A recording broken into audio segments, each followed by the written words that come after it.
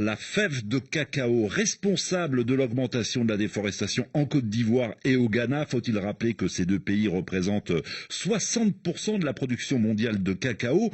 Que nous apprend ce rapport de l'ONG américaine ?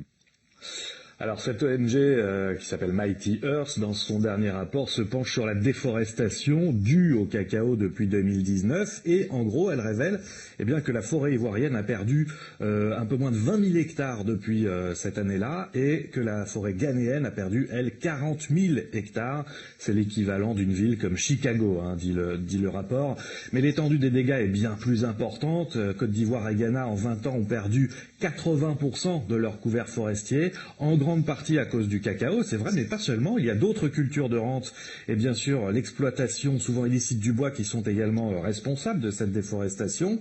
Bref, aujourd'hui, selon les sources, la Côte d'Ivoire ne compterait plus que 2 à 3 millions d'hectares de forêt et le déboisement se poursuit, vous l'avez dit Cyril, il ne ralentit pas et c'est ce que dit aussi le rapport. Imaginez un instant, en Côte d'Ivoire, selon cette fois un inventaire du ministère des Eaux et Forêts, publié l'an dernier, seulement 13% des forêts classées et 32% des aires protégées contiennent encore une couverture forestière.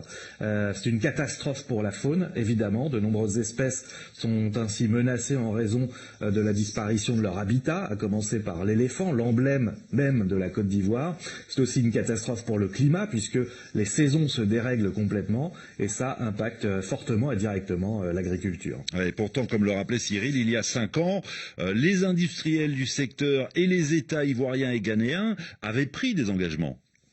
Oui, en 2017, 35 entreprises du secteur cacao et chocolat, c'est-à-dire les grands industriels et les grands exportateurs qui représentent 85% du commerce mondial du cacao, avaient signé avec les gouvernements ivoiriens et ghanéens ce qu'on appelle l'initiative cacao et forêt, un partenariat qui visait à stopper la déforestation due au cacao. Et pour Mighty Earth, tout ça n'a été en fait que de belles promesses sans effet, sans actes concrets, des promesses vides selon l'ONG qui estime que ces entreprises n'ont en fait pas joué le jeu et qui recommande notamment que ces entreprises du chocolat et les négociants en cacao, les gouvernements aussi, mettent en commun les informations sur les chaînes d'approvisionnement en cacao et les couplent à des images de données satellitaires pour établir un mécanisme de surveillance conjoint, ouvert et transparent de la déforestation en 2022. Voilà ce que dit le rapport dans ses recommandations. Cyril, vous avez une dernière question.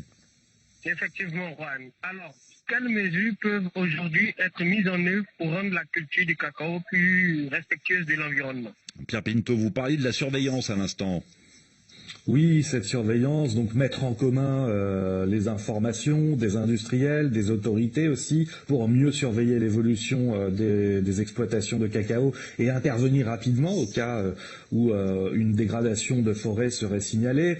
Il y a aussi, bien sûr, la sensibilisation et l'accompagnement des planteurs, accompagnement financier également, pour leur permettre de cultiver du cacao durable, respectueux des forêts, sans travail des enfants non plus. Ça existe déjà, mais il faut le généraliser et ça passe par une meilleure rémunération des planteurs.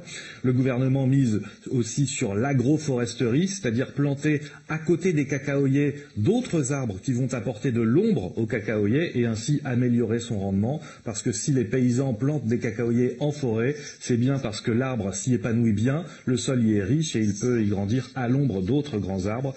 Et donc, selon le gouvernement, ce procédé de l'agroforesterie permettrait de restaurer un couvert forestier important dans le pays.